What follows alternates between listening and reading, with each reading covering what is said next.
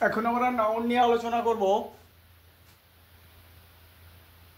আগের দিন আমরা নাউন 5 প্রকার আলোচনা করেছিলাম, proper noun, common noun, collective noun, material noun, abstract noun. সেই 5 প্রকার নাউনকে আবার দুভাগে ভাগ করা যায়।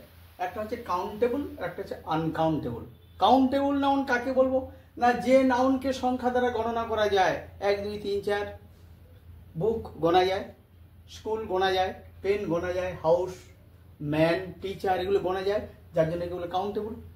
আনকাউন্টেবল নাউন কাকে বলবো না, যে নাউনকে সংখ্যা দ্বারা গোনা যায় না, কেবলমাত্র বা শুধুমাত্র পরিমাণ করা যায়, ওজন করা যায়, 5 কেজি 10 কেজি কিংবা অনুভব করা যায়।